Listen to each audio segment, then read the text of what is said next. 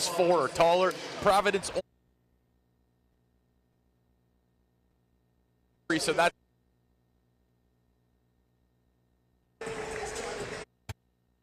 Did he bring it in? He did! It is caught!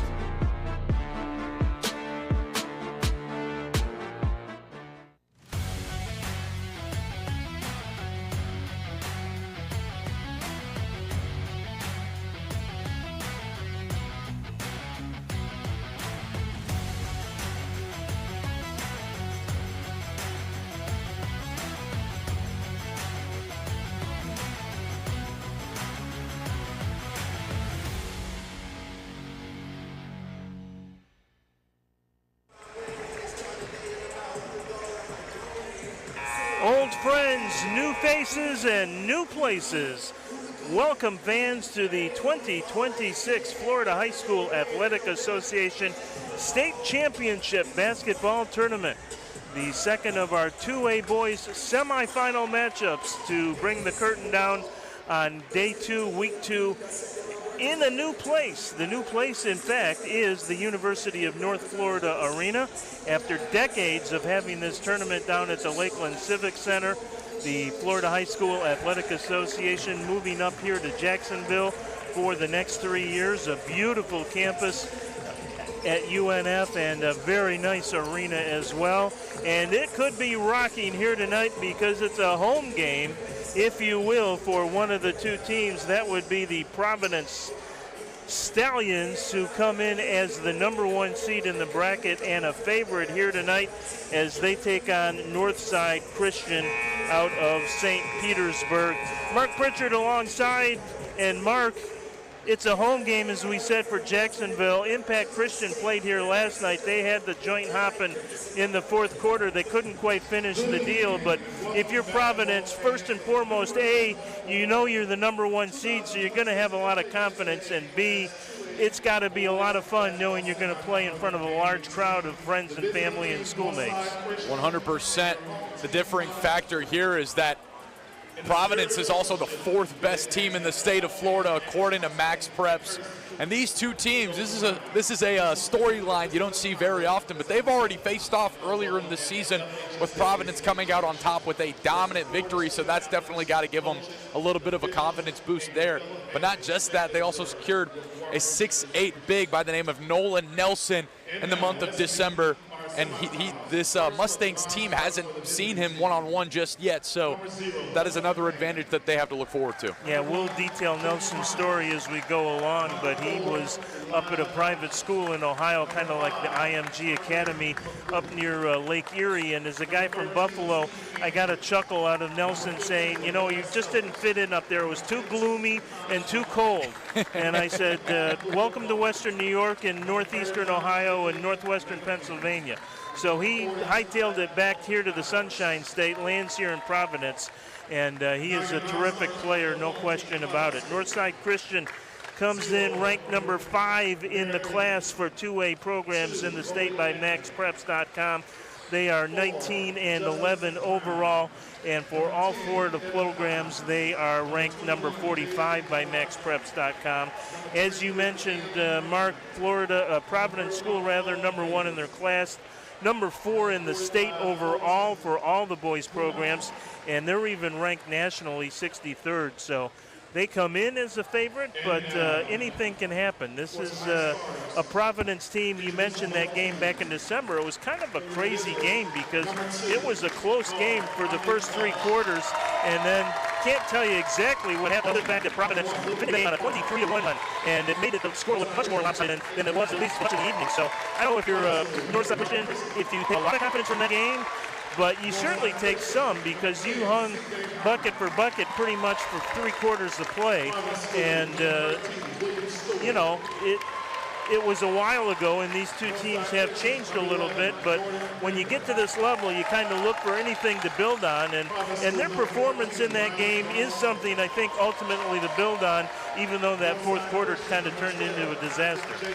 No doubt. In the case of the Mustangs, they are no lousy shout. This is a team that brings size, physicality, and a strong rebounding presence. They have 7 guys on this roster that stand at 6'4" or taller. Providence only has 3. So if they want to come out top in this matchup, they need to control the paint and let their bigs dictate this game and turn this into a round of bully ball.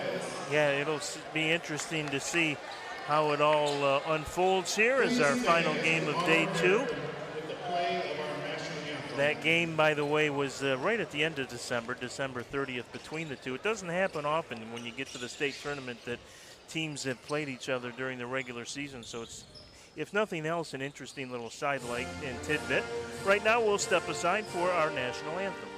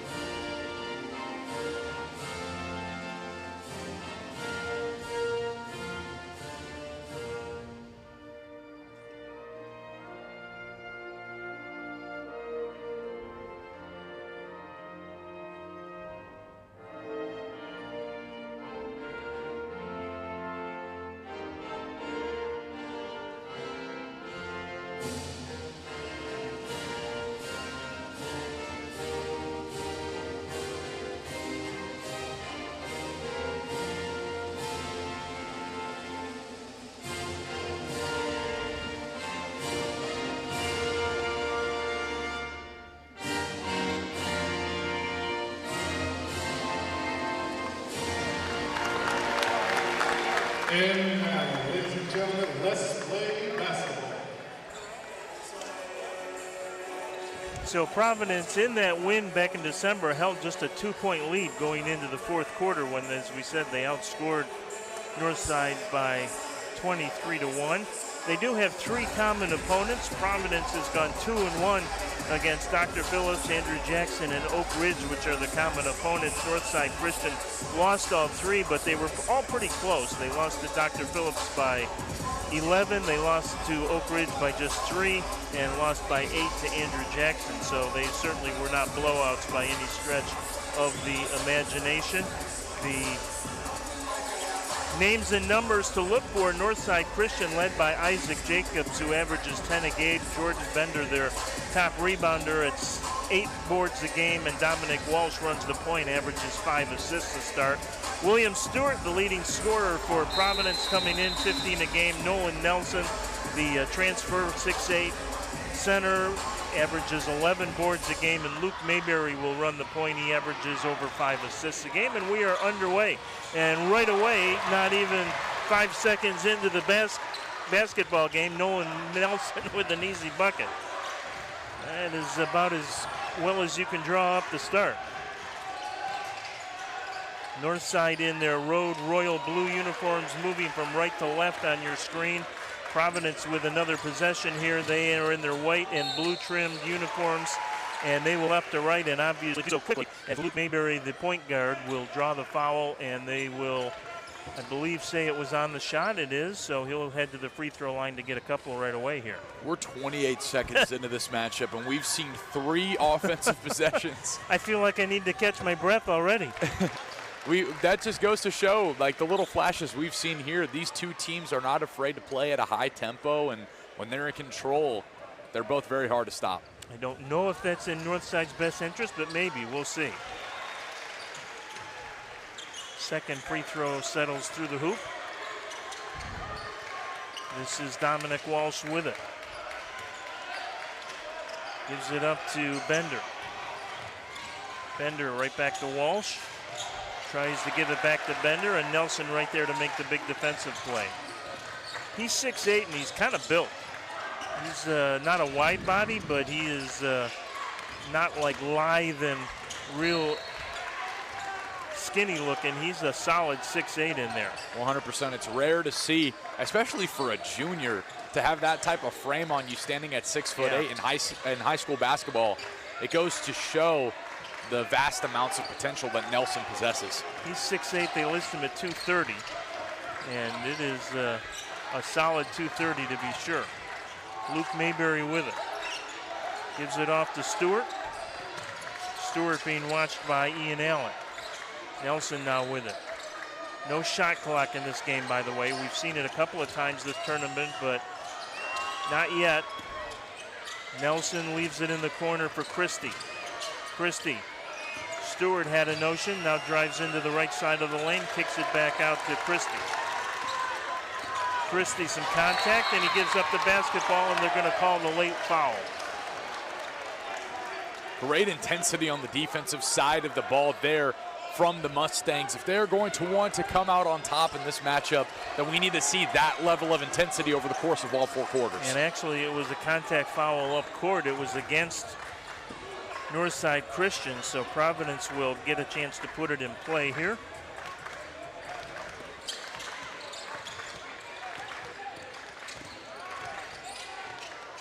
Drive to the hoop there by Luke Mayberry, loses the handle out of bounds. Yeah, it looks like this game is going to be played pretty much in 5th gear. Certainly that is what Providence wants. No doubt. This is an all gas, no brakes type of matchup, especially when you see 6'2" senior guard Luke Mayberry coming in like a heat-seeking missile into the paint. He's known for his facilitating ability at the very least, but he's not afraid to get down in the post and make his presence felt. Bender sees some daylight and delivers, and he'll get a chance to make it an old-fashioned 3 here. Jordan Bender goes 6'7", 195.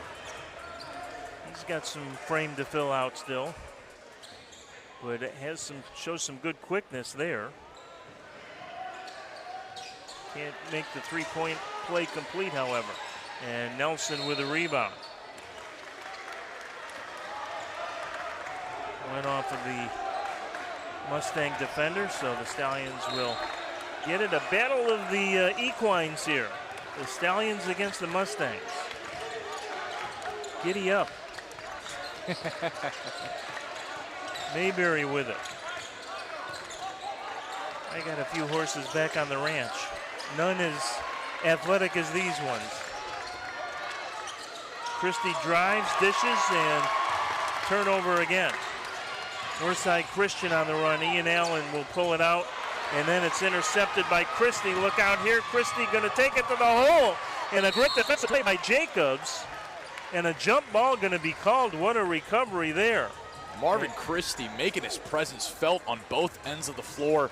That was a name that we failed to mention, Brian, prior to this broadcast. He came over from UC this past season, and he's been a heavy contributor for the Stallions this season, and it's part of the reason why they've been able to bounce back after such a lackluster year the previous year. Yeah, I mean, Providence was barely a 500 team last year. I think 16-13, so they've gone from 16-13 to a state Final Four in their own backyard here, and I think, what, a 27-2 record we said? I believe that's correct, yeah, 27-2. 27-3.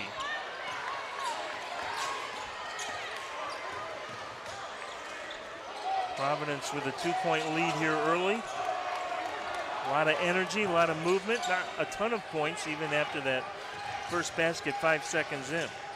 Walsh on the bounce pass into the corner, it's knocked away. Nelson recovers the loose ball. And here come the Stallions. Gonna slow it down a little bit here. Christie with it. Nelson with a touch. Nice little cut back door. Laid it up and in, Luke Mayberry. That's not always where Luke Mayberry will operate with all the size on the floor, but he shook free right there. Got the easy 2. Here's Bender the other way. Yes, sir! Jordan Bender, Drano.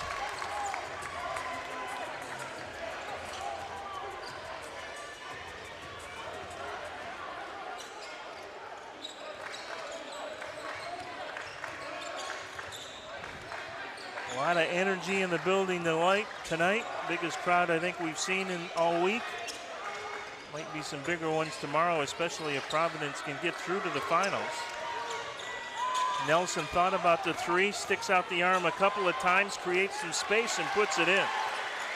And the Northside Christian bench already on the officials about that forearm into the chest that Nelson used effectively there to create just enough separation to get the bucket. Here's Bender.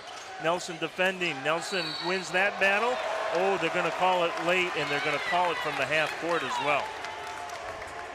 Not so sure about the call on that one. That's a tough call. Nolan Nelson had just both of his hands sky high. When you're a 6'8" big body with an imposing presence down in the paint, you may receive a couple of those calls on occasion. Yeah, the one thing I can promise you the bench is telling the officials is, hey, you're at half court.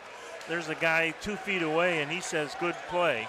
Yeah. And you're going to call it from 30 feet away, and they're still chirping at the officials saying he went straight up and not going to win that argument. There was definitely contact, no question about it. And, hey, if you're a smart offensive player and even if you initiate the contact, you very often will get the call.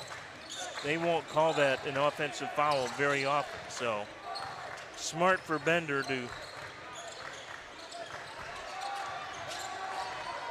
make the play. Mayberry with it. He's going to drive to the glass. He gets a half a step on his defender, Isaac Jacobs, and lays it in. What a series of possessions here from Luke Mayberry.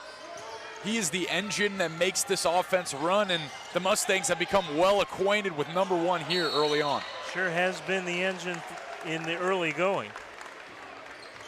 Beck Mayberry with 5 points, Nelson with 5 points. 15-10 Providence, or 10-6 rather, Providence up by 4. And Nelson going to take a seat here,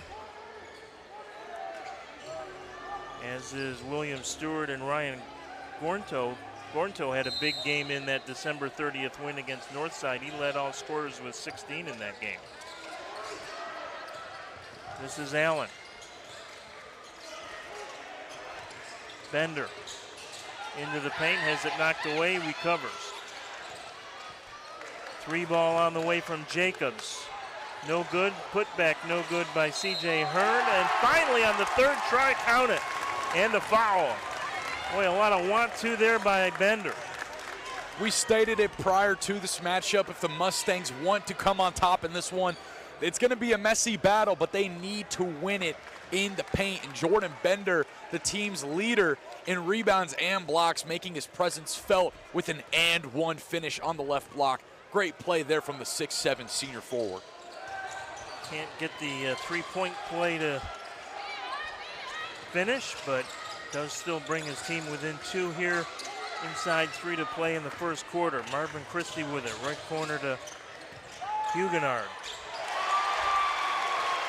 And a pretty finish inside. That was, I think, our buddy Colton Nualiatia. We'll get it right. It might take us a few times. May take a couple tries, but we'll get there eventually. Nualiatia.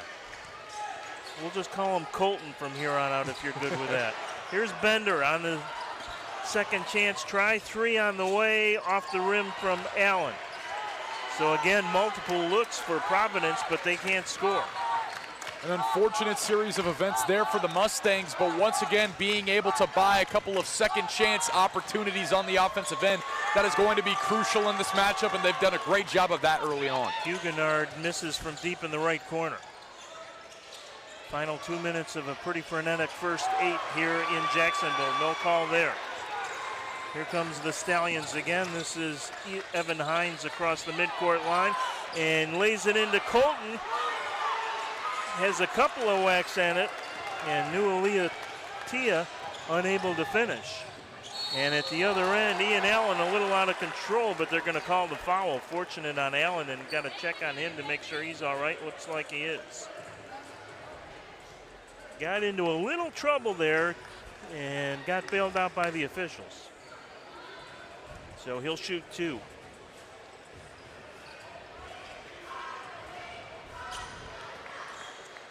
Just something to keep on point here, Nolan Nelson on the bench with 2 personal fouls, by the way. So we'll see how much he actually plays the rest of this half. We've seen star players in this tournament pick up 2 fouls in the first quarter and not even return until the third. Don't know if that's how Providence will want to play it, but that's a pretty significant development to have Nelson on the bench with 2 personals now.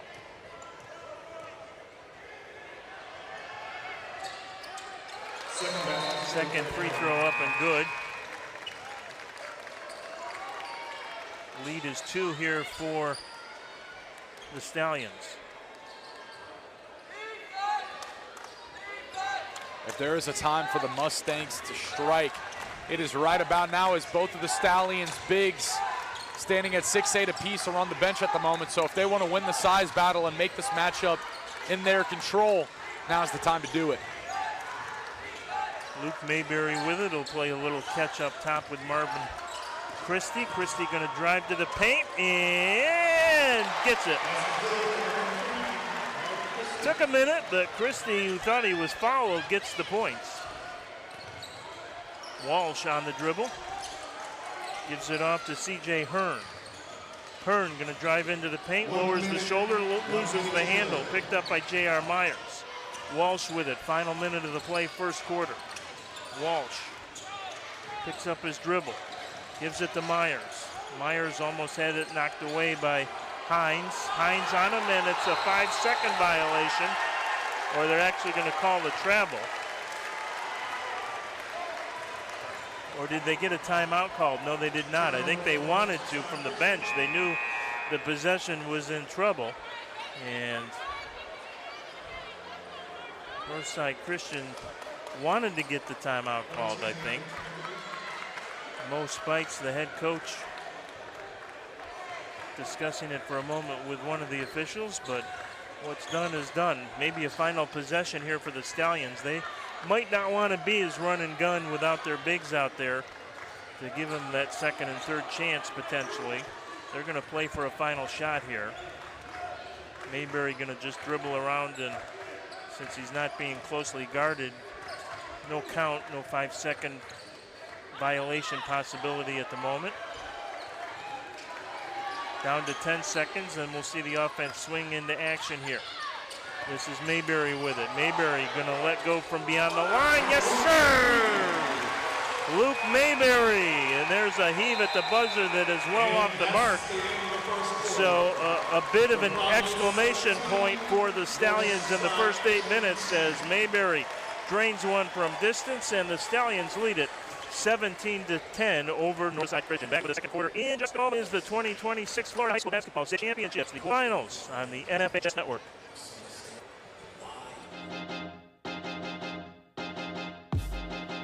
High school sports fans, relive your favorite moments. Just click the shopping cart below the video player to get your digital copy today.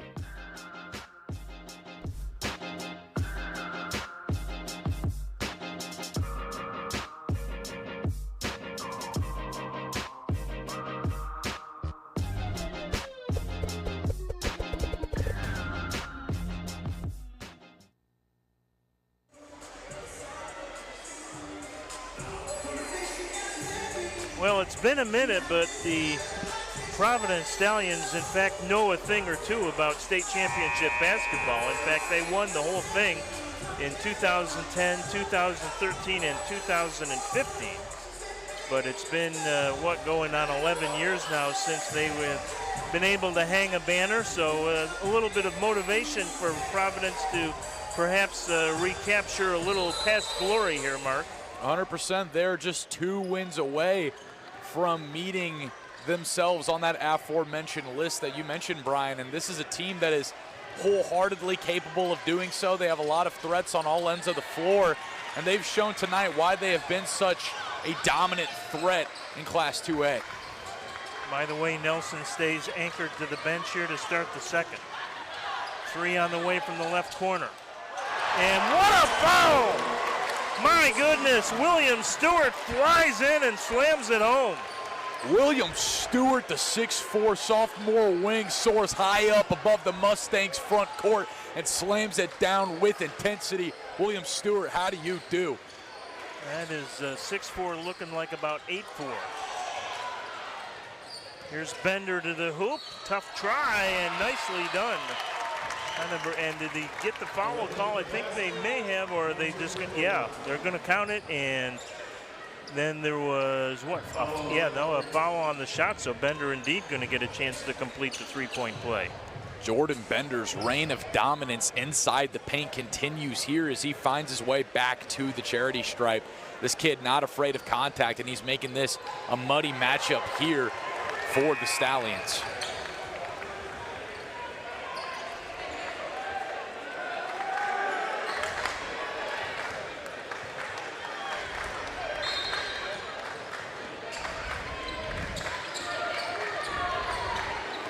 And you talk to Jim Martin, the Providence coach, and as tough as it was to suffer through a 16-13 season a year ago, he thinks his team is better for it. And I'm sure he's probably right. Obviously, they played a very difficult schedule, but 16-13 not up to Providence standards, but they have turned the tables totally this year. Another three from deep in the right corner, no good. It'll stay Stallions basketball as Eli Ayler's not able to corral the rebound. I love that you mentioned that, Brian. For the returning guys for the Stallions roster, they earned extensive amounts of reps, and they saw lots of looks of varsity basketball against some of the top talent here in the state. So for them to come back here and be a part of a dominant unit, I'm sure that experience is huge for them. And just because we like to say his name, Colton Nualiatia is back in the game. Three on the way off the rim by Cam Huguenard. And this is Ian Allen on the counter. Gives it off to Bender, their best player here so far. Gets it down in the low blocks and a little jump hook, and the shooter's touch for,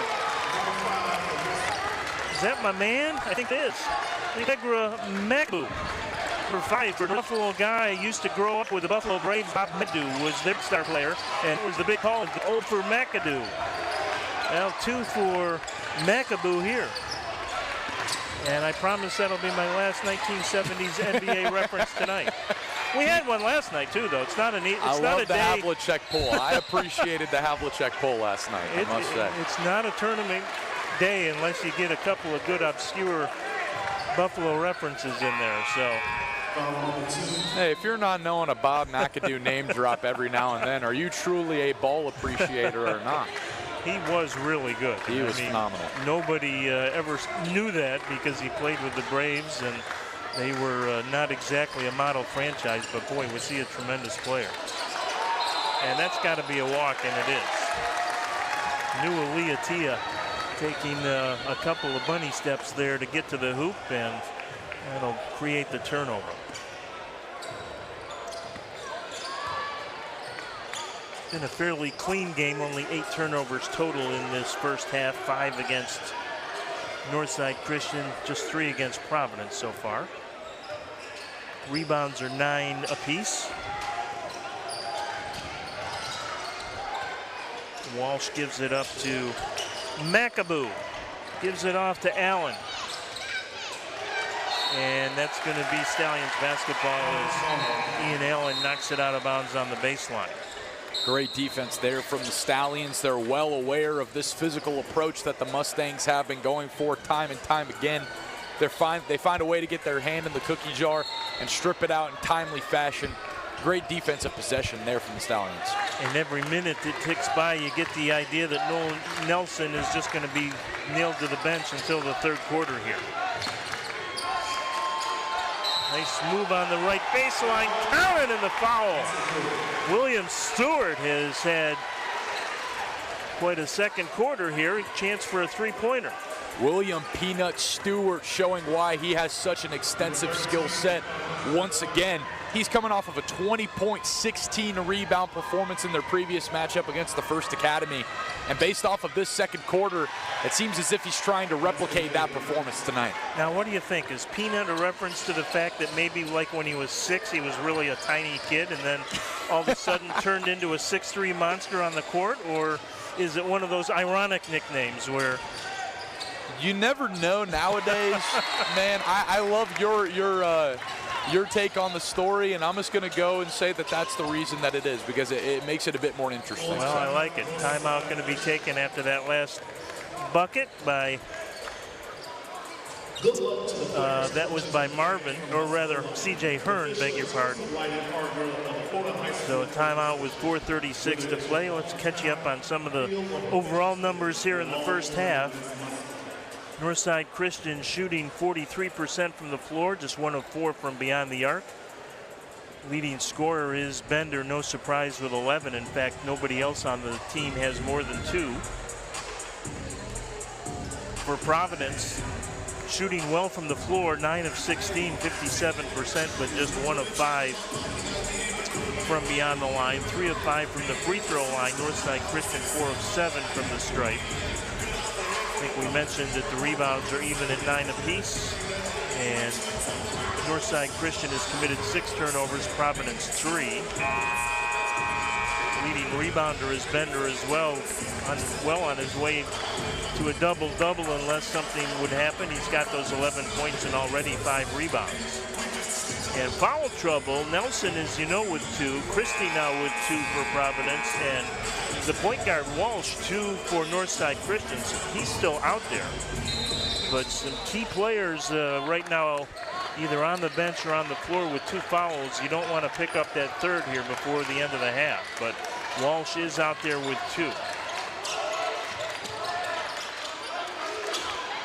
Stewart again.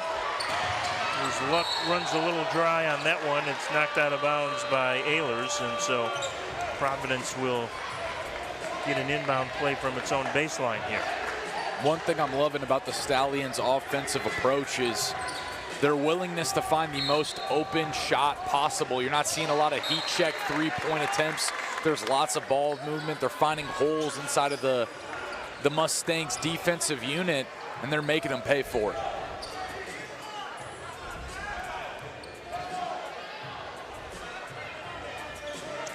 Luke Mayberry going to put it in play from in front of the Northside Christian bench. Going to send it all the way into the backcourt to Evan Hines, who will bring it over the midcourt stripe now. Set up the offense. And the foul away from the play, and I think that's going to be on McAboo.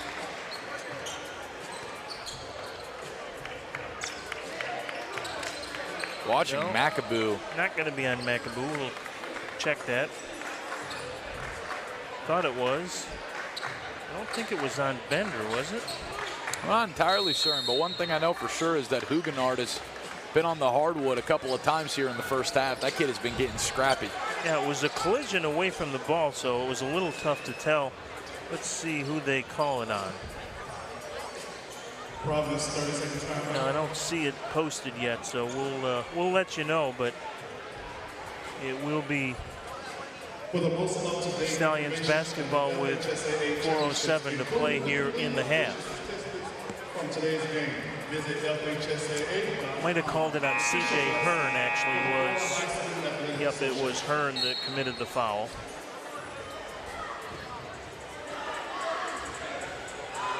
That is his second, so Hearn with 2, Walsh with 2 for Northside Christian now.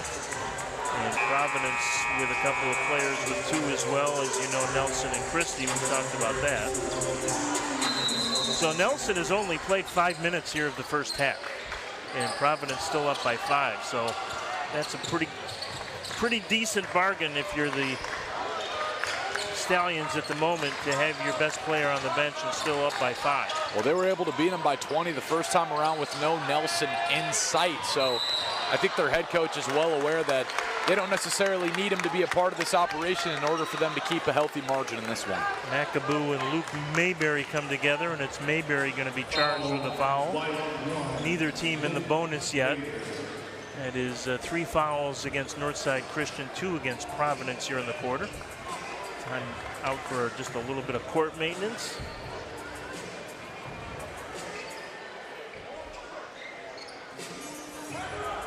That person that comes out and drives the court, that's like the Zamboni driver in hockey. I mean, he's the most important person in the arena for just a few minutes, and all eyes are on them. The hero that no one ever mentions. No, right?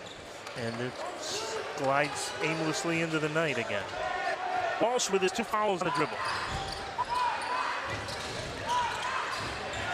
Picks up the bobble, gonna put it up from 12, why not? Not exactly the prettiest possession that Mr. Walsh has ever had, but it works out in the end, and the lead is 3. I will say great awareness by Dominic Walsh there. He loses possession of the ball, finds his way back to it, and he's looking around for an open look, and he comes to the realization, I have about 5 to 10 feet of open space here for a nice little floater attempt. He makes it count. Great awareness and a heads-up play there from Dominic Walsh. And Bender just picked up his second. And let's see if he stays in the ball game or not. Looks like for the moment he will. The substitute coming in, Isaac Jacobs, is coming in for Eli Ehlers. So Bender going to stay out there with his 2 fouls. Interesting how both coaches are playing it a little differently here with star players and 2 fouls on them in the first half. He said Nelson has only played 5 minutes. I'm not sure Bender has been off the floor at all. And now Nelson is in fact back in here. So he has checked back in on that last timeout. Stewart gonna launch from distance. Yes, sir! William Stewart. He's got 8 now in the ball game. What a phenomenal possession there from the Stallions. Their ability to swing the ball around the perimeter on full display. William Stewart, one of the key scoring components of the Stallions offensive unit, finds himself in space and makes them pay with a beautiful stroke from the top of the key. Walsh misses, and then on the rebound try, Allen can't convert, or actually I think that was McAboo. Yeah, I think all 5 players touched that ball in that last possession, and oftentimes for coaches, if you want good ball movement, that's a goal, to make sure everyone on the floor has at least 1 touch before you look to make a shot. Right now, Mayberry on the dribble. Gives it over to Christie. Wanted to get inside to Nelson. Pass was blocked. Picked up by Stewart. He'll back it out. Mayberry right near the half-court line. Picked up defensively by C.J. Hearn. Now it's Nelson. Gornto with it. He's been quiet. Mayberry pops. Not there. Rebound by Isaac Jacobs. Walsh on the run down the right side. Gives it up to Bender. See if they clear a little space here. Got to be careful. He's got 2 fouls. Puts it up off the glass from 10, no good. Battle for the rebound underneath. Walsh has it. 3 on the way by C.J. Hearn. Yes, sir! C.J. Hearn. One thing that has become apparent with time is that this Mustangs team is battle-tested. We've heard the mantra time and time again over the course of these last broadcasts, gritty, not pretty. This Mustangs unit is the embodiment of that statement. They may have some sloppier possessions here and there, but they know how to capitalize when it matters most, and they're keeping themselves fresh in this matchup. C.J. Hearn with 5. With Nelson back in the ball game, we kind of tell you his story a little bit. The 6'8" junior played at Creekside the last couple of years and actually transferred to Providence last summer. Was only in Providence for like a week and then ended up heading to Spire Academy, was the name of the school up in Ohio. Compared to kind of like an IMG, which people are familiar with down here in Florida. And Nelson said, look, it was a great opportunity, and had a good story in the Jacksonville Times Union about it. I think today's edition, in fact. He said, look, had to go and try it, and guess what? He didn't like it, and said, Providence, here I come. And the Stallions said, we're happy to have you back. 1 minute to play. 5 minute here of the half. Deep in the right there by Kristen. Rebound Ian Allen. But since he had transferred to Providence over the summer, he did spend a lot of time with some of these Providence players on their own playing last summer, so it wasn't like he came in completely cold and unfamiliar with the program and a lot of its players, which was a help as well. Allen with the basketball.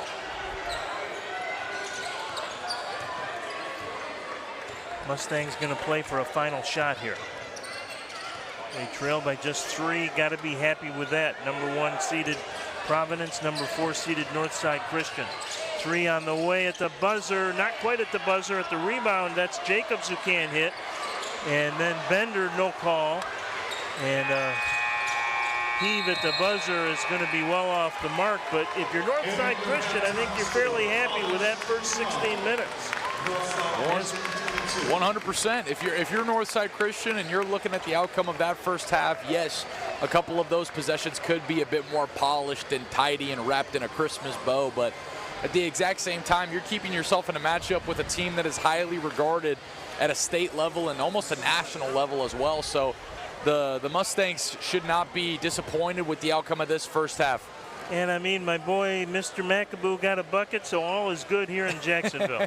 It's halftime. The more to come sign is up at the University of North Florida Arena. It's Providence 25 and Northside 22. Back with the third quarter in just a couple of minutes. You're watching the 2026 Florida High School Basketball State Championships, the Boys 2A Semifinals on the NFHS Network. This is Ray Lewis, and I believe in protecting what matters. During competitions, that's your team. Online, that's your information. Nip tags is the new standard, the secure replacement for QR codes. It gives you direct, trusted access to everything with one tag. Scan it, speak it, type it, just nip tag it. Stay protected and download nip tags today to connect like never before. The innocence of youth. Is there anything any better? But soon they'll be in high school and facing all the same challenges you faced. How to make friends, how to fit in, how to be cool. We want our children to have everything they'll need to live fulfilling and productive lives. Make sure the kids in your family are among the more than 12 million participants in America who take part in high school sports or activities.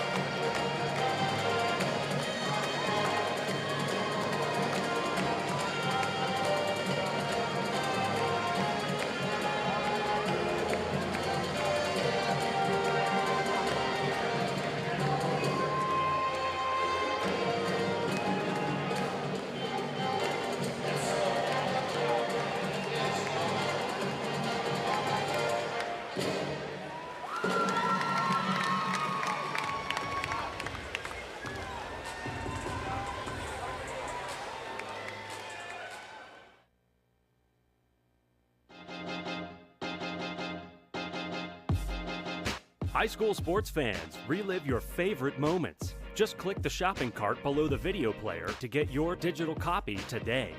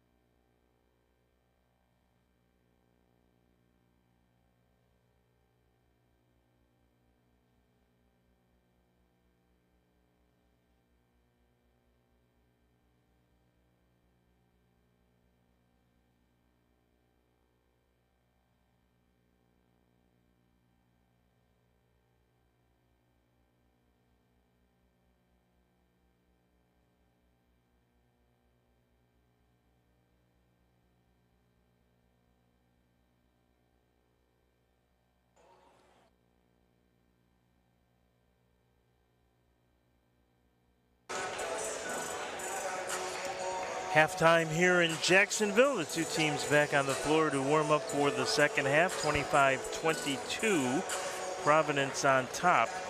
So Nelson ended up basically playing half of the first half. He played 8 minutes, had 5 points. He has played in 11 games now for Providence since joining them at the start of the second semester. No coincidence that they are 11-0 in those games. And we'll see how big a presence, no pun intended, he will be here in the second quarter. But only 5 points in that first 16 minutes. Mayberry with 8, Stewart with 8, leading for Providence. And nobody really doing much on the boards. Nelson, Christie, and Stewart all with 2 rebounds each. Nelson, as you know, with 2 fouls. Christie with 2 fouls. As a team, Providence shooting 48%, but just 2 of 10 from distance, 3 of 5 from the free throw line. Northside Christian, Bender leading all scorers in the game with 11. He also leads the team in rebounds with 5. Hearn has 5, and everyone else just 2 or less on Northside Christian, who shot 36% in the half, 40% from beyond the line, 2 of 5. And 4 of 7 from the free throw line. Northside Christian leading the rebounding battle 16-12. They have turned the ball over 6 times, Providence just 3 times. So in that sense, a pretty clean game. And we'll see how much of a difference Nelson will make here in the second half. But you'd have to think if you're Providence, you're still leading and your best player spent a decent chunk of the first half watching from the sideline. That's not the worst place to be. No doubt. You're looking at their scoring sheet right now, and their 2 leading scorers in Mayberry and Stewart took 2/3 of their total scoring in the first half, and they haven't even whipped out their piece of resistance in Nolan Nelson yet. So it's safe to say it could be a very nice second half here for the Stallions. And I mean, they've got other guys that can score as well. Gornto, surprised nothing on the score sheet for him. Mentioned that he had 16 in the win against Northside during the regular season, and he averages over 12 a game. So he's a guy that could get going in a hurry as well. Stewart, Gronto, Nelson, and Christie all averaging more than 12 points a game. So they do spread it out offensively, but so far hasn't been that way. And a 3-second violation, don't see that very often called. So it'll be Mustang basketball. The Stallions going for something flashy, fresh out of the half, nearly knocking down the alley-oop attempt to Peanut Stewart. There's 3 defenders in the paint. It's unable to fall. He's fighting for it. No Stallions in sight to give him some assistance in that regard, but great job of the Mustangs to cut down on what was going to be a highlight play. Certainly would have been a tone setter, that's for sure. Instead, the Mustangs with a chance to cut it to 1 or even tie it with a 3 as Walsh has it. Walsh going to take it to the paint, and a lot of contact, no whistle. And quickly back the other way, here's Mayberry. Mayberry dishes it off, and Marvin Christie with the exclamation point. So there's the splash play. They didn't get it on the first try, but they got it on the second. Marvin Christie off of 2, climbs the ladder and slams it with force. Standing at just 6'3", that is not the type of slam dunk you typically see from someone with that frame. But what a play there from the 6'3" wing. C.J. Hearn rims one out. So Providence with a chance to stretch it beyond 5. Nice defensive play inside. 4-on-2 numbers here. Walsh going to pop from distance, no good. Quickly back the other way come the Stallions. A little bit of a running game here early for both sides. Inside to Nelson. Shows the silky touch from about 6 feet. Nelson getting a lot of attention. I know you mentioned Jacksonville University among those that have offered. I believe Florida State has also offered. And I think Clemson is another one that's looking at him. He's going to play some big-time college basketball somewhere. I know Jacksonville would love to keep him home here. And I think they heard us up in the booth. Marvin Christie. Boy, the Stallions have come out and wanting to make a big-time statement have done just that. Less than 2 minutes into the half, they have extended their lead to 9. It's as if in the locker room, Mark, they said at halftime, look, enough pussyfooting around. We're the best team, and we're going to come out and show it. And my goodness, Marvin Christie might have victory insoles in his shoes or springs in his feet or something. This kid can get up. So the Mustangs call the quick timeout, and they're going to have to regroup a little bit here. And I can tell you that a lot of emotion in that huddle from Mo Spites, the head coach. Of course, on the other sideline, Jim Martin, the longtime coach for Providence, and in fact, his son, Tyler, is one of the assistant coaches now, which is pretty cool to have your own son on the coaching staff. Now, one thing, Brian, that I failed to mention that I find to be pretty poetic is the fact that we're coming out of halftime in a late season stretch during a time in the season where everything matters. And the two names that have showed up at the start of the second half are Nolan Nelson and Marvin Christie, two guys that were not on this roster prior to this season. It just goes to show how much these little pieces of this puzzle can come together and really make a difference in the long run. And neither were big factors in any way really in the first quarter, or first half rather.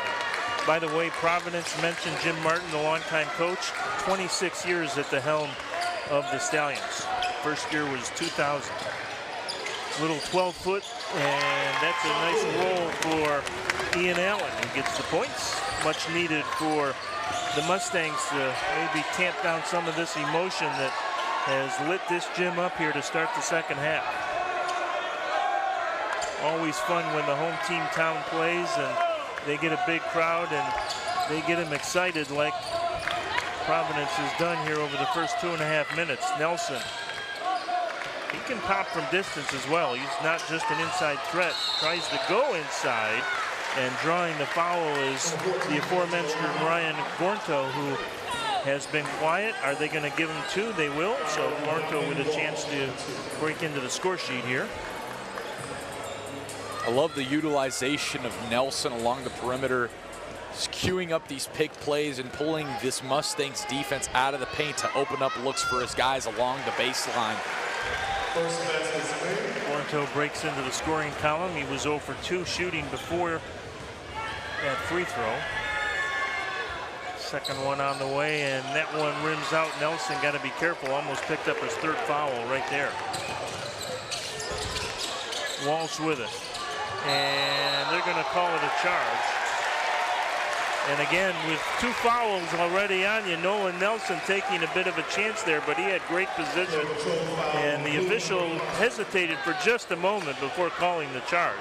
Absolutely, I think the correct call, but for a half a second there was some hearts in the throat here in UNF Arena.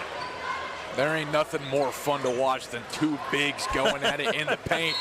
Your boy Makuba and Nelson have been going at it all night, standing at 6'8" and 6'9" apiece. This is must-watch TV right here.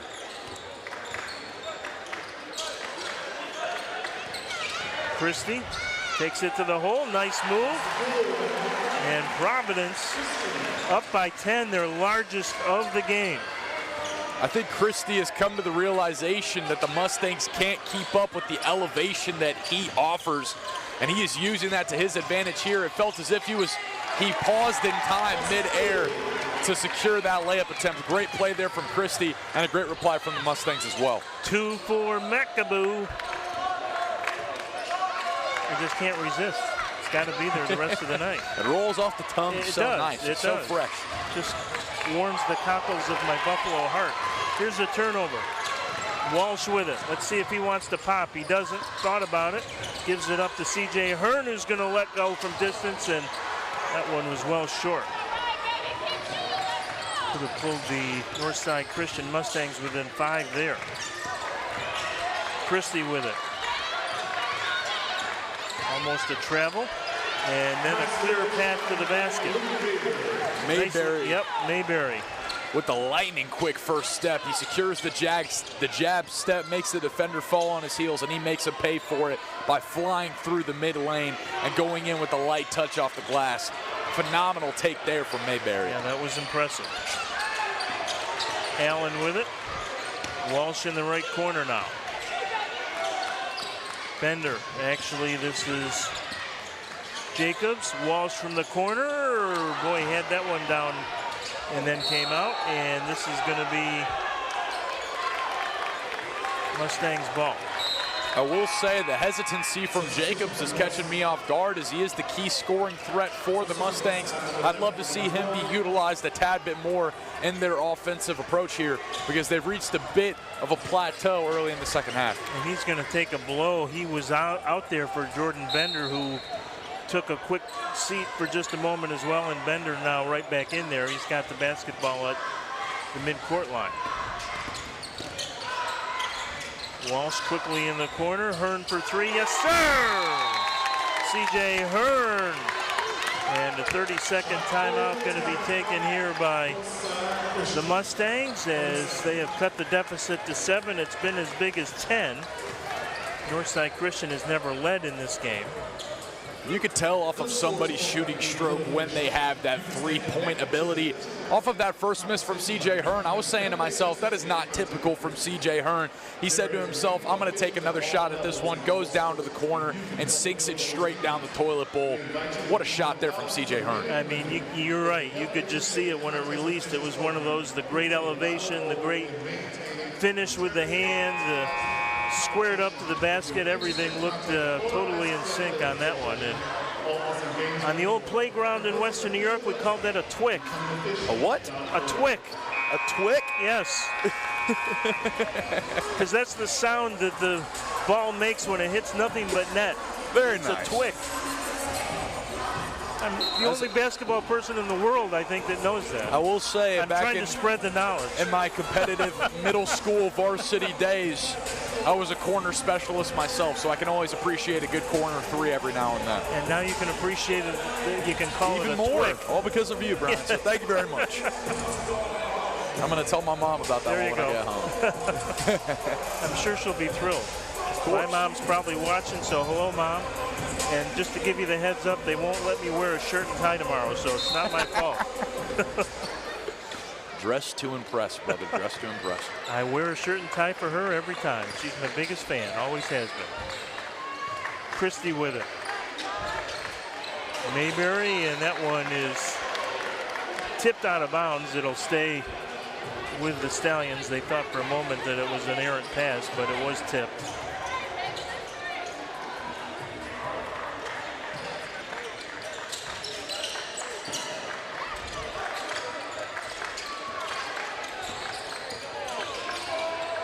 Christie on the dribble, gives it up to Nelson now.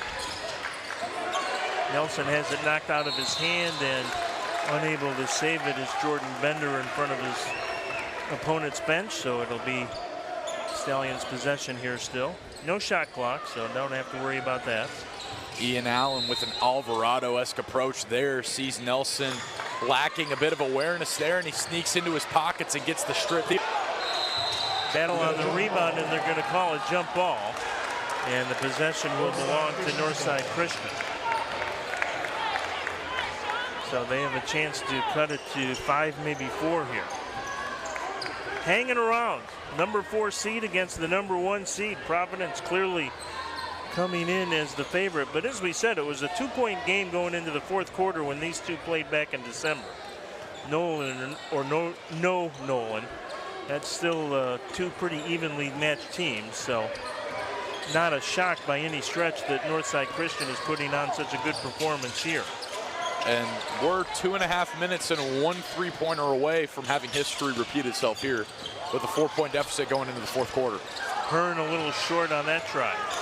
It is not quite a 16-1 NCAA upset, but a 4 beating a 1 in the state tournament is a pretty big upset. That does not happen much. Especially a team with home court advantage and national regard. That's something you rarely see. And I mean, we're a long way from that potentially happening, but Northside Christian is at least putting themselves in position to make a run at it.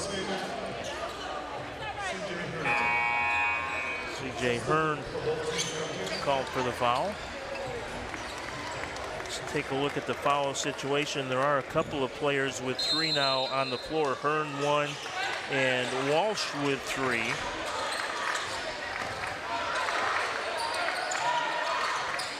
Nelson from downtown off the mark, in there for the rebound. The aforementioned many times William Stewart, who came out guns a-blazing here in the third and almost had another spectacular basket right there. Stewart and Christie are trying to put together a pretty highlight-worthy compilation right now, because they are getting up this quarter. Saved nicely by Allen. 3 on the way by Bender, no good. Here we Quick go. outlet to Christie. Christie, Walsh got to be careful. He's got 3 on him. Almost picked up his 4th right there. Now they're going to isolate Nelson. Has the cutter down the lane, and Mayberry got a little too deep underneath the basket. Couldn't draw the foul. Final 90 seconds of the third. Here comes Walsh. Pretty fortunate he did not pick up his 4th right there. Walsh a junior, so he'll have another kick at the can next year, but he's not thinking next year right now, I can promise you that.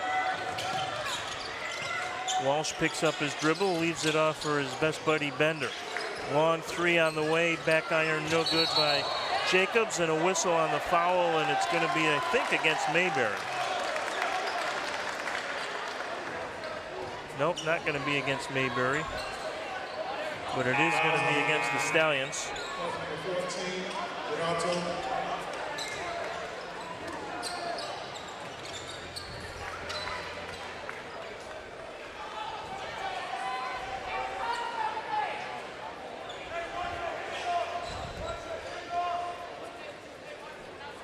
Little floor maintenance, and now we're good to go.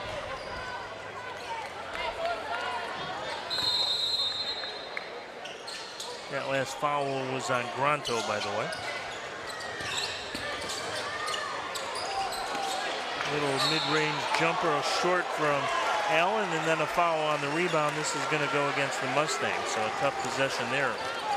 Got a good look, couldn't get it to fall, and then committed the rebound foul.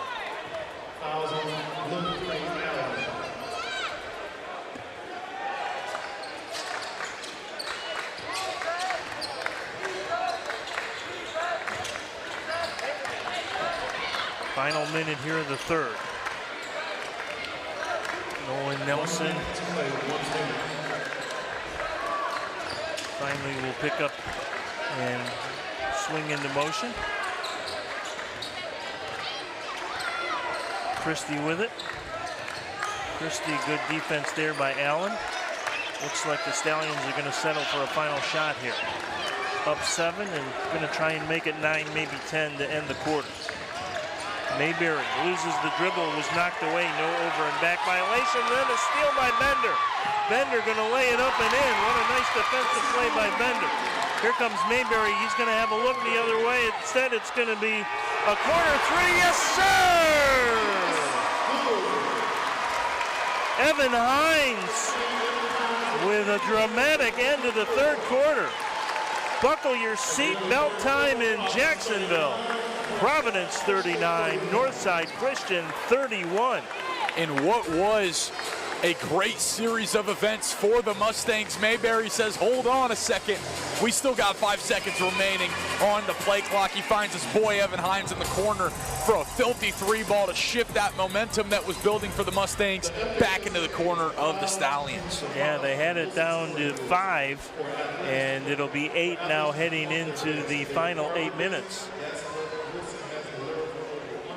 That brought this place to life. Let's take a look at some third quarter numbers here. The foul situation, still 3 on Hearn, 3 on Walsh.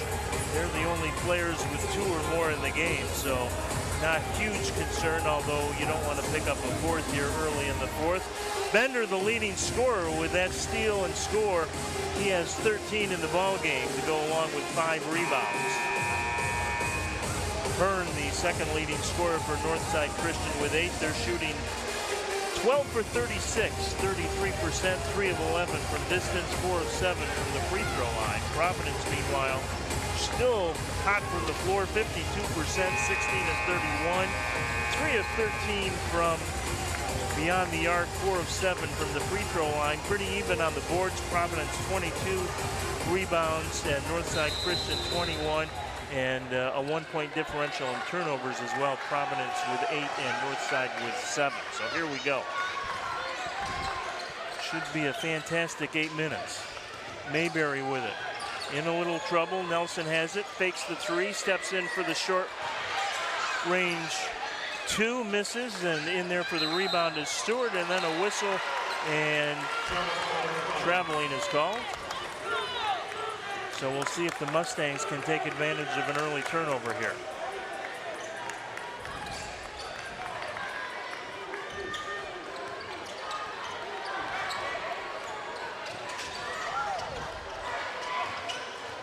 Walsh with it. Picked up by Stewart. Hands it off to Isaac Jacobs. Now C.J. Hearn with it. Bender going to try and get a little space for him. Gives it up for Allen. Walsh for 3. Nelson had it knocked out of his hands. 3 ball on the way by C.J. Hearn. Yes, sir! So they do make Providence pay for the turnover, and Northside Christian back within 5. C.J. Hearn once again with the pretty stroke. He is coming to life from beyond the arc. He's got strong size for a guard, and he is arguably one of the most versatile perimeter players for the Mustangs, and he's been showing it here over the last 20 minutes of play. Marvin Christie taking matters into his own hand there, driving to the hoop and drawing the foul. So Christie will shoot 2.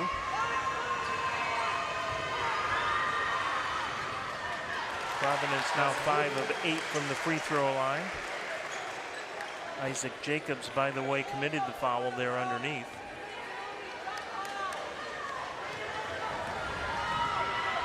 Just his first. Team's first here in the 4th. Got to keep a close eye on the team foul situation as well, because this could become a free throw shooting contest late.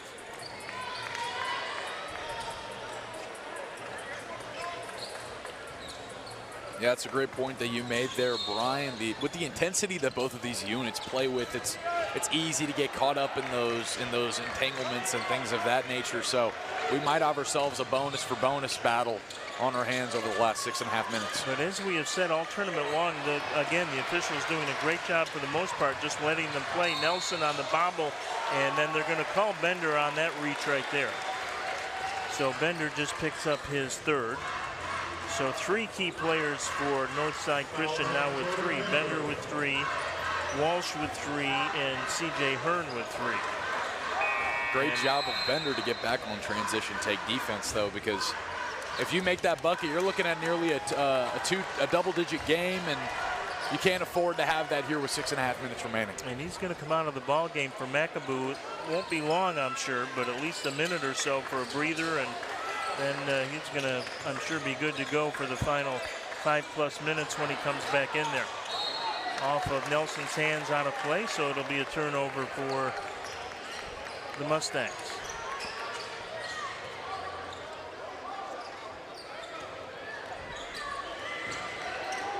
Bender with 13, Hearn with 11. Leading scorers for Northside. Right now, Bender on the bench. Hearn out there on the floor. Walsh with it. Walsh a little 16-footer. Swish. That was a pretty little elbow jumper there from Walsh. He creates the shot on his own accord, finds a soft spot in the defense of the Stallions, and sinks it. Nothing but nylon. Great shot there from Walsh.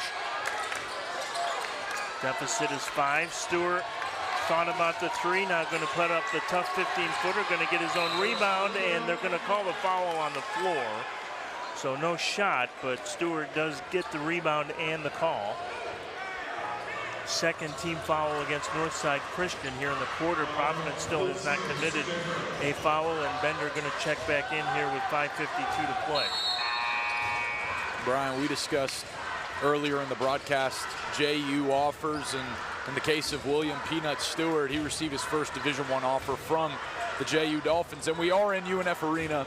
And as a UNF student, I hope head coach Bobby Kinnan of the Ospreys is watching this kid's tape right now, because this kid is a star in the making.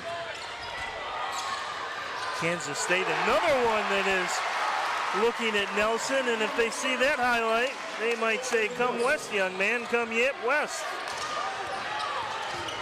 Nolan with the finish. Walsh to the other end, can't deliver.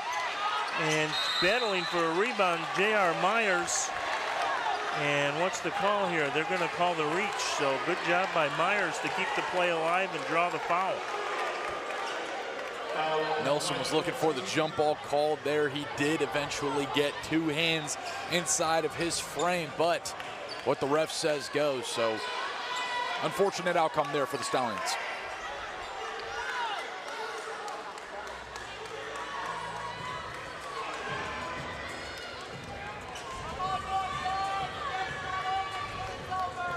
Clean up on aisle 4. Good to go. Might have been a jar of peanut sauce, I'm not sure. I see what you did there. I like that one. I'm just intrigued by the nickname. Me as well. But it's only because of your interpolation of it that I am now intrigued. So thank you for that, Brian. They make it through to the finals. We're going to have to get the backstory. We will. Walsh with it. Gives it up to Jacobs. McAboo, my man, drives to the hoop. Denied once, denied twice. And I think they're going to get Bender on the foul. And if they do, that's going to be 4 on Bender. That's a tough foul. And then some contact and a technical has been called. And that might be against Bender too, and he might be done. Oh my goodness. Bender and Mayberry got somehow a little tangled up there, and apparently Mayberry on the shove. And I think Bender is done, and he is unhappy.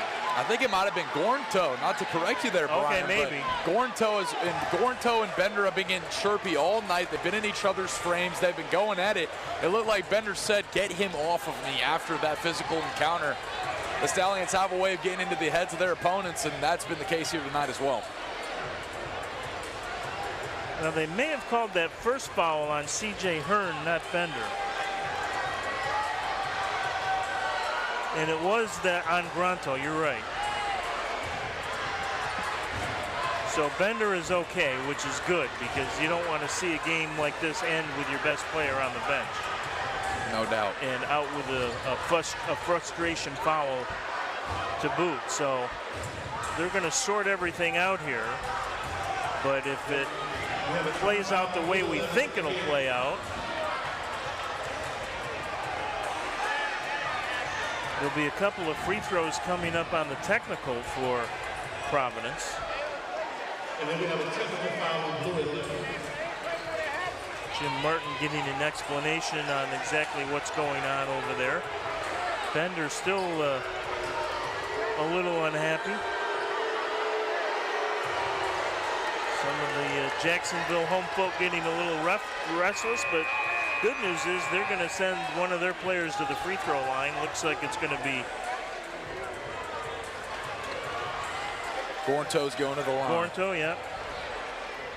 I thought they called the foul on him, but At the line for Providence, number 14, Ryan Bronco. no, they did call one on Bender. And they did call, it was on Bender. He's done. He does have 5, so we had it right from the start. Bender is out of the ball game, and that is really unfortunate. Leading scorer for the Mustangs thus far with 13 on the night on 50% shooting splits. That is a very, very unfortunate loss, but it will be intriguing to see how they adapt in the face of adversity. So that is the end of the line for Bender. 13 points, 5 rebounds. And Gornto hits the first. And the second one coming.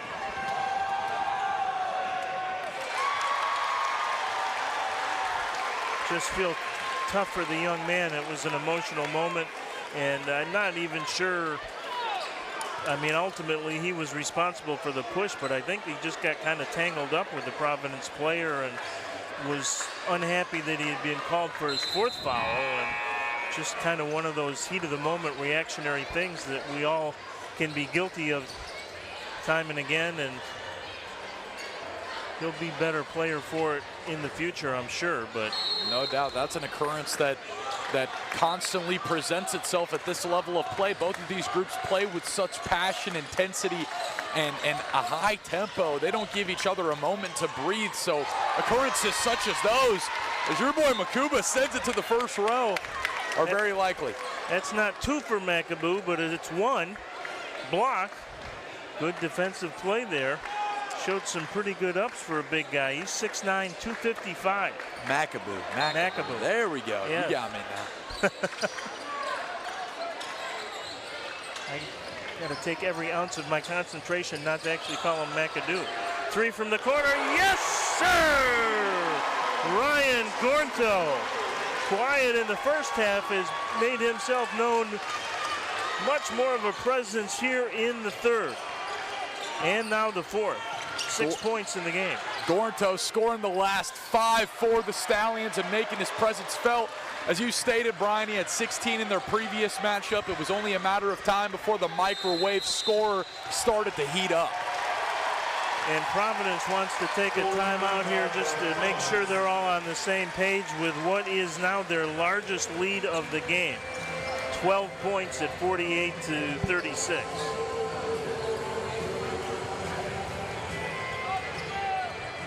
And now the real challenge, I think, if you're Northside Christian, is how do you rally the troops knowing that your best player is not available the rest of the way?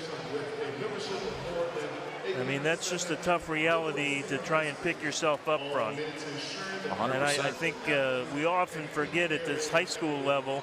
I mean, I get mad when I see college players get criticized because as a college athletic director, I know when you're dealing with kids that age, they're still kids. And no offense to you or anyone else in that age bracket. You're not wrong. But they're still kids. They think like kids. They make this. Most of them think like kids, act like kids, make decisions like kids. And when I say kids, I mean I'm talking young adults. Yeah, 100%. But that's it's a reality, and so it frustrates me when I see a lot of criticism directed towards even college players, because I just don't think fans appreciate the nature of who they are and what they are at that age.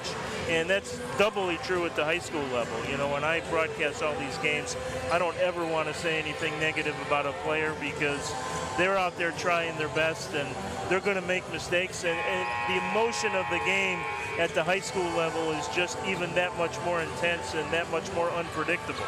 I greatly appreciate that stance on the subject there, Brian, because, you know, as you stated, these kids are still growing up. They're still maturing. I'm in my senior year of college. I can't even express to you how much I've changed and grown over the course of the last 4 years. These kids are still in high school. Yeah, that's exactly right. So you got a shorter fuse. You may have a hotter temper, and this is a high-stakes moment. You're playing in a big arena for maybe the first time in their careers. So you never know what type of, you know, extracurricular factors are really getting into them in these types of moments. Yeah, that's exactly right. And it's kind of why you can see some really quick and wide swings in games that and now a nice moment is Jordan Bender going to go down and congratulate the Stallions bench and show some great sportsmanship there, which I know Jim Martin and his staff appreciate. In fact, he looks down the court with a little nod and a smile for the Providence head coach for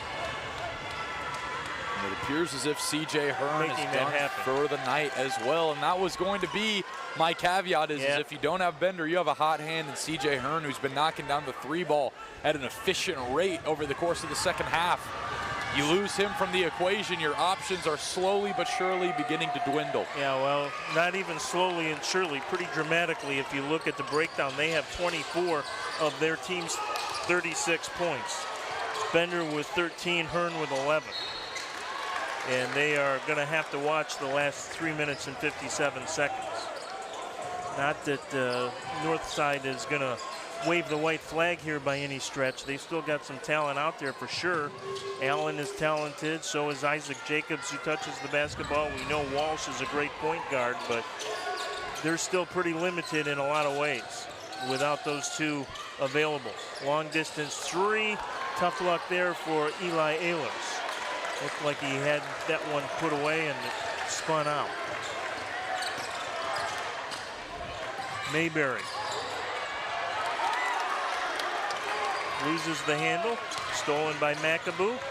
Allen back the other way. 3 by Walsh. Yes, sir! Mustangs say, we're not going away without a little bit of a fight at least. They cut it to 9. The Mustangs may have found a spark at the hands of Walsh. He's had a pretty consistent jump shot over the course of this matchup. They need him to heat up in this exact moment as Stewart clears for takeoff. Well, that'll throw a little water on the fire. Stewart has had a big second half. He's got 10 now in the ball game. In fact, Mayberry, Stewart, and Christie, their leading scorers, all with 10 each.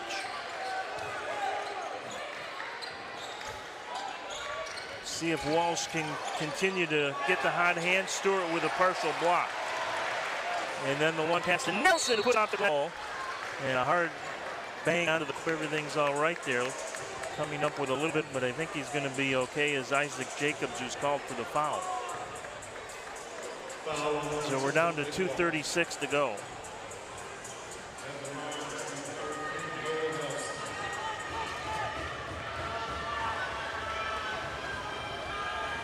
A couple of free throws coming here for Nelson, who can tie his 3 teammates with 10 points each, and he does. So Mayberry, Stewart, Christie, and Nelson all with 10. Stewart, the leading rebounder, with 8 for Providence.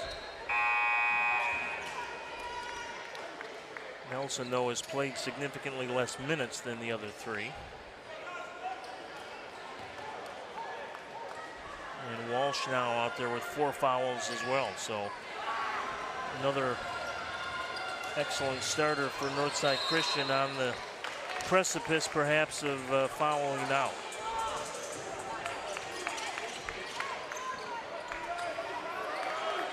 Allen will put it in play here.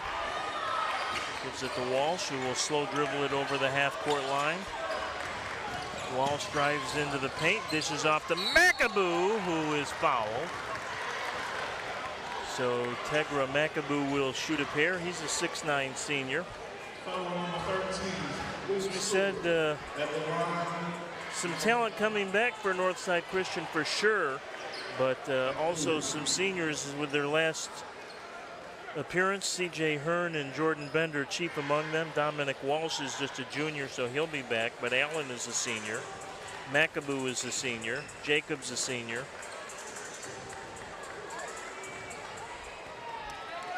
Take a look at the Providence roster, and Luke Mayberry, his last weekend of high school basketball, he's a senior. But a lot of their better players are underclassmen for the Stallions.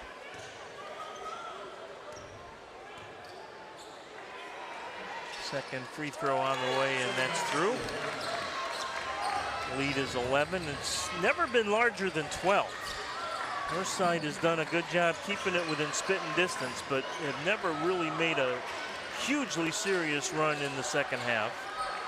Nelson going to be content to be patient now and run a little clock offensively, and now the foul called as McAboo reaches in. Not sure that's exactly the guy you want to send to the free throw line here in the final 2 minutes.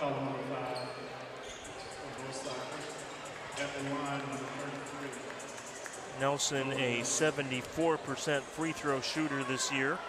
As a team, Providence pretty good, 69% from the stripe. Broadcaster's jinx fully in effect. It tends to happen on occasion, I must say. Good to know we still wield a little bit of that power up here. Oh, yeah. It's a good reminder every now and then. Yeah, he missed them both. Of course he did. Walsh with it. J.R. Myers hands it to Jacobs. Another 3 missed. Northside Christian 5 of 17 from beyond the line now. Not terrible, 29%, but not good enough. Providence has not been any better. They're 29%, 4 of 14, but overall their shooting percentage is 52%. Just 32% for Northside Christian here. And coming into this matchup, Brian, I stated that one of the biggest keys to victory for the Stallions team was going to be relying on that efficiency that they're known for, because they have such a poised brand of ball and everyone gets a piece of the pie. When you keep all 5 guys on the floor involved in your operation, it keeps defenses on their toes. And you're more likely to get a guy getting lost behind the backs of coverage, and the Stallions have been able to execute upon that plan once again. You just get, when you have too many pieces, it's hard to get a gauge of. Well, one of the other big reasons that Providence has been so much better this year is Luke Mayberry has been healthy. He did not play a lot last year as a junior. In fact, he had a stress fracture in his left foot at one point and missed like a month and a half of the season. So his health and his availability right from the start and all season has been key, as we've got a collision between Mayberry and who was that from Northside Christian? I believe it was Ian Allen. Yeah, Ian Allen. You're right.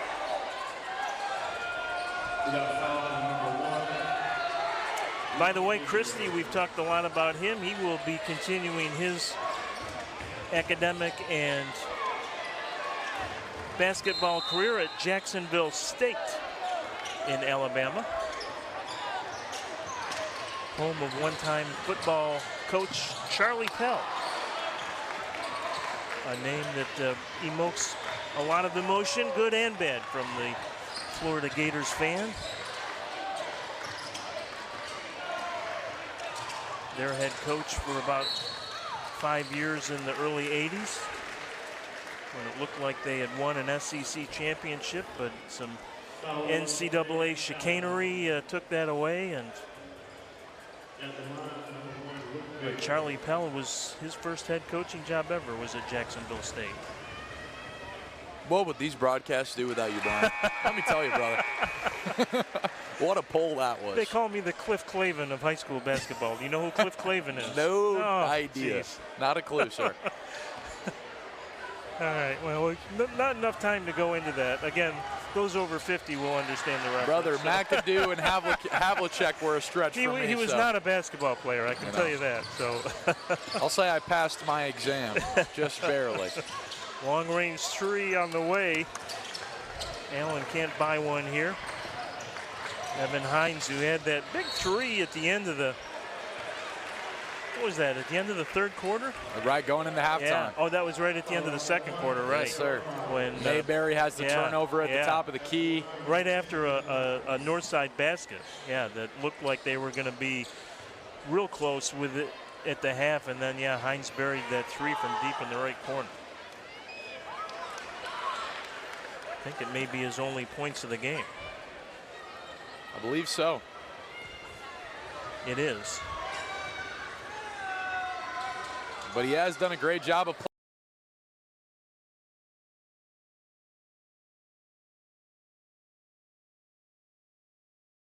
and really making this Mustangs defense fight for a foul. Hines scraps and gets the rebound, and then a foul, and that'll send Luke Mayberry to the stripe. Mayberry now the team's leading scorer with 12 into the final minute here. And the beauty of the Stallions, they have 4 guys on the year averaging 12 or more points per game. You look at the stat sheet here, they got 4 or more averaging 10 a game tonight. So, you know, it just goes to show that this team is very consistent with their approach, and they have a lot of threats and a lot of depth. That's Makes for it certain. tough defensively to know where you need to go, and a guy like Duranto, who we know can score, has only 6. So Mayberry with 14 now. Stewart needs 1 rebound to get a double-double. He's got 10 points and 9 rebounds, and did he just get the rebound there? No, he didn't. It wasn't Stewart. It was Christie who got the rebound. In fact, I'm not sure Stewart. No, he is out there. So the parade to the free throw line will continue. Marvin Christie will do the honors here.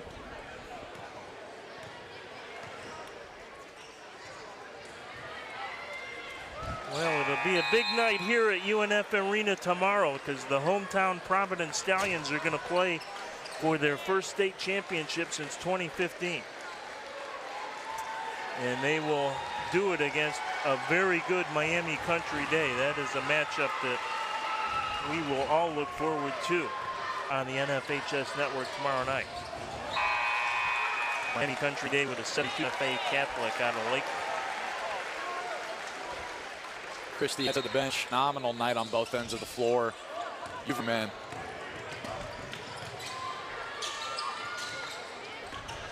Rebounded.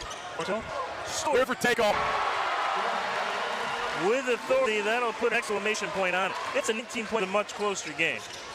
It's going to look like a blowout in the end, but there's a three. Respectable. Drained there by J.R. Myers.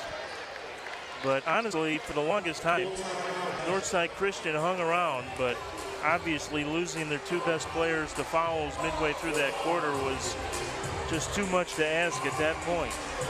And it came to pass with Providence eventually building that lead to 19. But they're going to play hard and be coached right to the end. 100%. And nothing wrong with that. Their approach was exactly what it needed to be, and that was full of physicality, intensity, making this a gritty matchup for the Stallions. The only problem is the Stallions are far too efficient, and they have far too much depth on their roster to be stopped in this regard. They play a spread out style of offense. They have guys coming in at a variety of angles, and as you stated, Brian, it's just hard to get a gauge for who's going to pop off at any given moment. So and just more efficient in the offensive end. 53% from the floor for Providence, just 31% for Northside Christian. Final minute, final 10 seconds in fact here. Hines just going to dribble soon, and they will let him do just, and the Providence Stallions fans will come to their feet. They will live to play a night and try and keep the state championship trophy right here in Duval. The final, Providence 59, Northside Christian 43. So Providence and Miami Country Day will lock horns tomorrow night at 7:30. Final look at the numbers. Bender and Hearn, the leading scorers for Northside Christian, 13 and 11. Leading rebounder was Bender with 5.